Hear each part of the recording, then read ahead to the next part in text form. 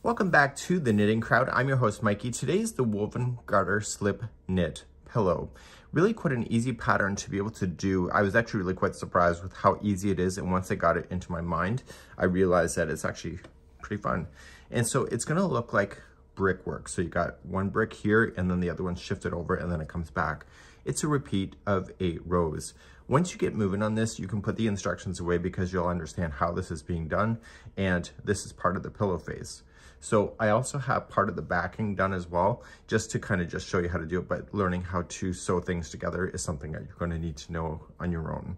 So I'll explain it, but I will not demonstrate that here today. So we are going to be using an 8mm size US 11 knitting needle. I'm just going to be using my circular knitting needles for that, but you may need a longer circular knitting needle for this, maybe a 24-inch, to be able to get all of those stitches on.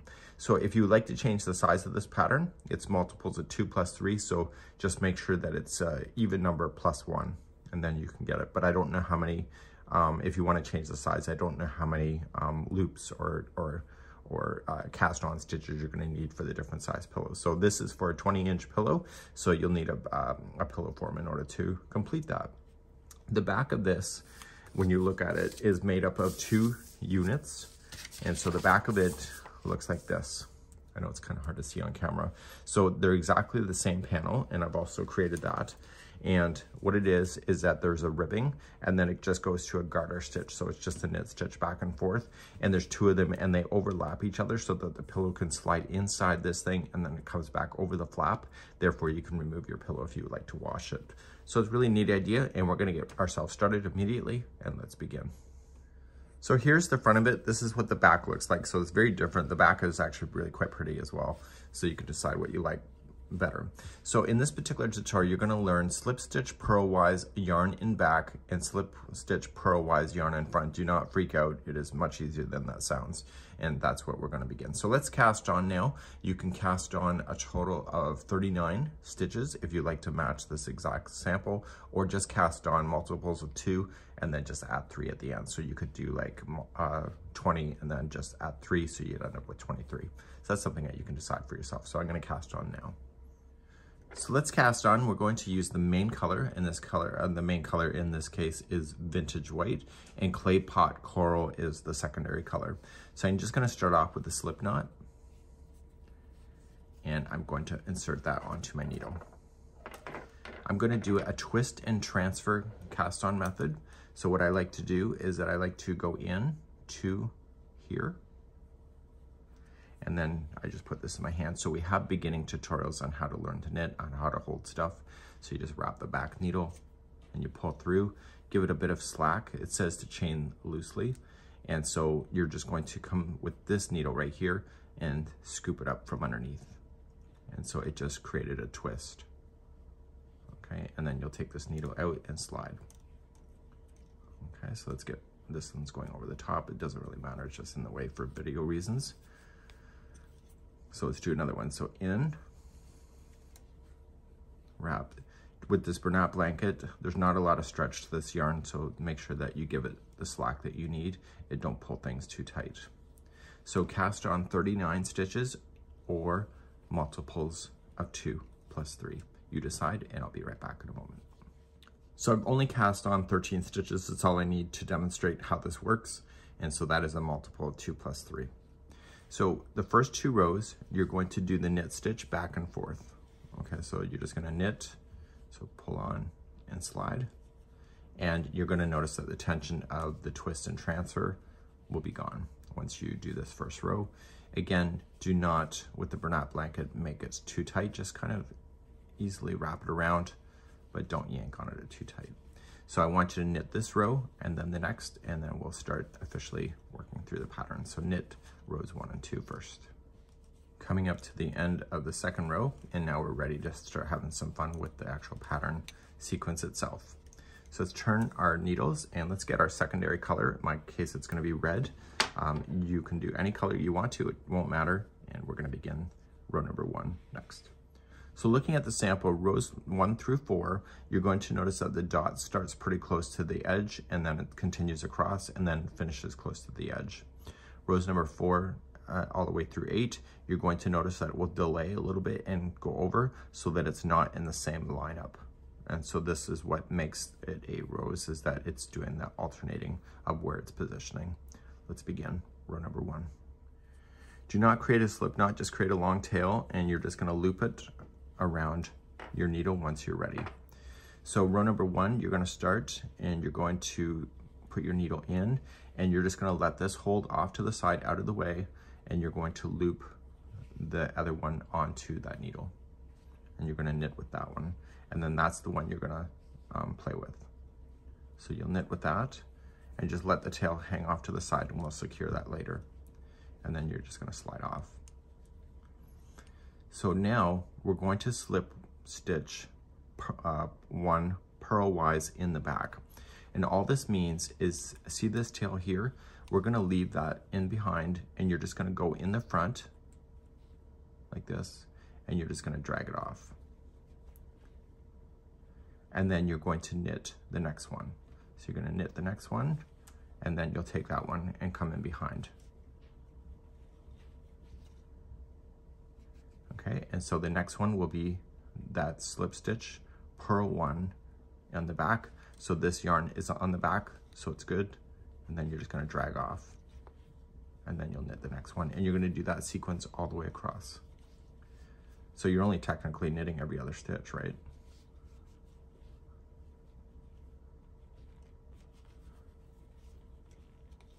Okay, so you're going to end up with like a candy cane look if you're using these 2 colors. And you're going to go all the way to the edge like that.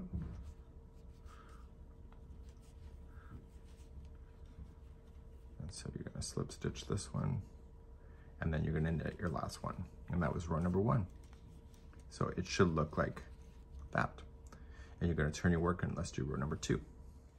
Now row number 2 is very similar to it, but you're going to purlwise in the front. So you're going to knit the first one, and just remember that it's the secondary color that you are there. It's the main color that you're. So let's do row number 2. So you're going to do almost the same thing, but you're going to be doing the slips 1 purlwise in the front instead. Don't worry about it. It's not that hard. You're going to knit the first one with the same color, and you're going to slide off. Now we have to do this one, well, the purlwise in the front, so you need to move this yarn in the front here first, then slip off that. So just go down the front, slip off, and return the yarn to the back. That's hiding that color on the front side of the work. And then you're going to knit the next one. Okay, so you're going to move the yarn in front, slip stitch purlwise in the front. Oops, see what I did? Okay, so you just gotta remember not to knit that stitch. So it takes a bit of getting used to. So you just gotta move the yarn in front, slip it off, and move the yarn in behind. You'll do that all the way across.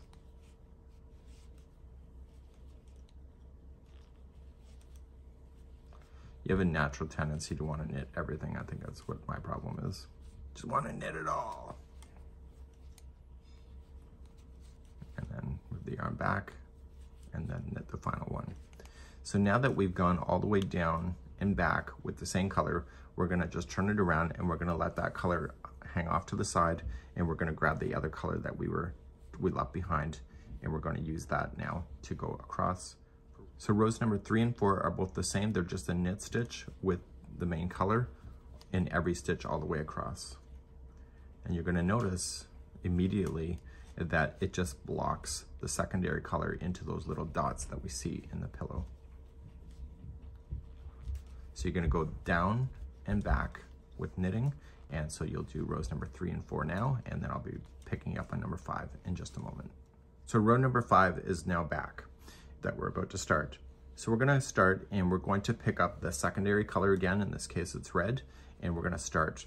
So the dots that you see here are going to be delayed just 1 stitch over. So with the secondary color, the red only, we're going to knit just the first 2 without doing anything special.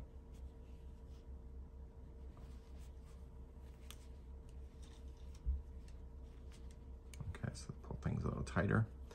And then we're gonna start the idea of the purlwise in the back.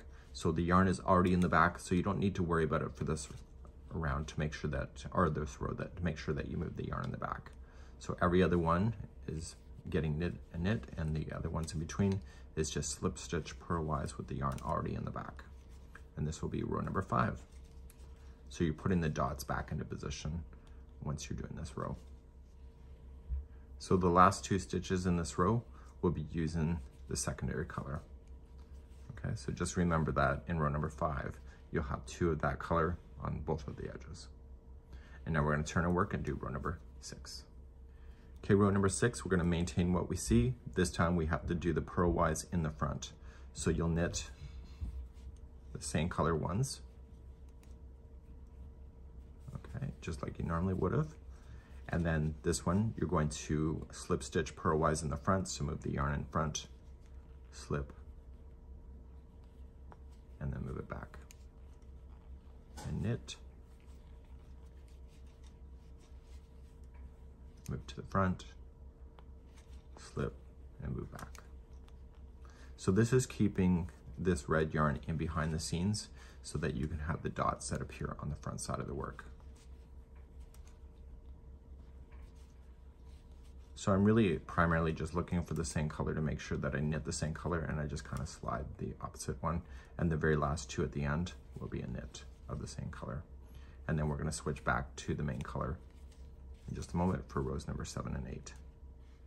So using the main color, 7 and 8 is just a knit row. All stitches are being knit, and you'll do that all the way across and back, and then you'll finish these final 2 rows, and then you can start again on rows number 1 through 8 all over again. You'll see in the video chapters, you'll see the video chapters in the video description of this video to be able to just scroll back if you would like to do that. So we're going to talk about some other things in just a moment. So you're going to work on rows number 1 through 8, and you're going to continue to do it so you get up to 20 inches. You can either end on a 4th row or an 8th row. You decide on how you want to be able to do that. You're then going to need to cast off. When you go to cast off, you're going to want to be a little bit looser than I was here to match the tension of it, because there's really no stretch in this yarn. The stitch is stretched, but not the yarn itself. So let's begin to show you how to cast off. So first things first, we want to get rid of the secondary color that we've been playing with. We just want to just make sure that we have it long enough that we can use a tapestry needle to hide those ends in. We also have to hide in the beginning one that we started with as well, and I'll show you that in a bit. So you're going to use the main color to do the final cast off. So you're just going to go in, and using the main color, you're just going to bind off, it's called. So you're just going to wrap the yarn and pull through, and just provide a little bit of extra loopage to it. Okay, so don't be too tight. You're going to go to the next one, and you're going to knit it. Again, a little bit of slack. And then you're just going to take the first one here and go up over top of the other one and over top of the needle. So you'll knit the next one. Tension is everything on this cast off. And then you'll take that one and go up over, and you're going to do that all the way across. Okay, so do that all the way across, and I'll see you on the other side in just a moment. Coming close to the other side, almost done. And then do the last one. And then you're going to end up with 1 loop on your needle. So just pull up on that loop. And now before you go any further, you need to trim this yarn. And you want to secure it immediately. So just remove your needle, carefully, of course, and put that yarn tail through the loop, and that will lock it from coming undone. Now, any kind of tail ends that you're going to want to do on this one, including these here, you're going to want to secure on the back side of it. So this is the back. So you want to just take your tapestry needle and place that on, and favor the back side for any kind of fastening off. Remember, the yarn doesn't have any stretch. So if you go over something like this and then you pull it tight, that whole section will not be really stretchy. So make sure that when you pull the first one, that it still has that flexibility to it. You can tie it in a knot in behind This yarn is really easy to hide in any imperfections. So just tie it in a knot, and that will also secure it from coming out, and then you can go back and forth. Don't go all the way through your project so that you ruin the front look. Now we still had those secondary color to work with, and then you can safely trim that. So the secondary color that you were playing with will just be on the edges here. So when you're fastening this off, make sure again you don't go through the project. You don't want this red popping through. So just stay on the back and just kind of pop it through some yarn. So if you want to check it on the front side and make sure it's not showing. And again, when you pull it, don't pull it too tight. And also tie it in a knot. Sometimes people leave really long strands in the back side, which sometimes can fall out on the front. You have to decide what you're more comfortable with. So you want to weave in your ends as much as you can. So you'll do that, and then you have to then work on the back 2 panels that will be covering over top of the pillow, where you can slide everything in between. And that will be coming up next. So take care of any loose ends, and then I'll be right back in a moment. So this is the back panel, and you're going to notice is that we have 8 rows of the ribbing before going into the garter stitch, which is just a knit stitch back and forth with what you have been doing. Because it's the same color and we're not doing the slipping, the slip stitching, it looks completely different. So what I'm going to do is get yourself started for this, and this here is casting on 35 stitches. This is going to be really quite tight here in the beginning, which is what you want, because you're going to want to get your pillow underneath there, and the other one that you're going to make will go over top of this. So then essentially you'll have that overlay just like you see in the photograph right here. Okay, so let's begin and show you how to make one of these back panels. So we're going to make the 2 back panels. If you are customizing it, it's 4 stitches less than what you cast on for the front side if you are doing that for the customization. So here we're just going to cast on 35 to match the pattern, and again this is a multiple of the odd stitches, so you want always odd. Okay, so I've only cast on 9 because that's all I need to demonstrate today. So you're going to start off with row number 1, and in row number 1 you're going to knit the first one, and then number 2 you're going to purl. So bring the yarn in front and purl. Okay, it's like ribbing a hat. So just in the back and knit, and then purl, bring the yarn in front. And you'll do this all the way across, and if you have an odd number, it'll be balanced on both sides. Okay, and so the last one will be a knit stitch, and that was row number 1. So obviously you'll have a bigger panel. So turn your work and let's do row number 2. Just like hat making, you really can't see the stitches too clearly yet what it is. So in row number 2, it's going to start off with a purl. So bring the yarn in front first, and then purl. And then the next one has to be knit, so you have to take the yarn to the back and knit. And then purl the next. So you just got to remember rows number 1 and 2, it's the starting on where you are, which determines the sequence of going across. So in this case, we started with a purl, so we'll end with a purl, and then in the next row, we start with a knit, and we end with a knit.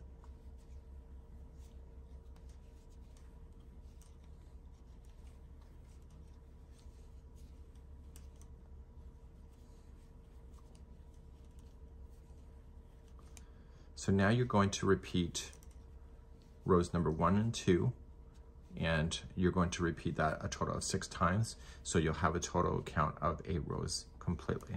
So please do that, and I will be right back in a moment. So I've done my 8 rows, and now you're just going to switch to the garter stitch, which is just simply the knit stitch back and forth. And so it'll change the texture look. And so you want to continue to go until the whole panel measures a total of 13 inches from the base all the way to the end, and then you're going to cast off in the same way that I showed you before.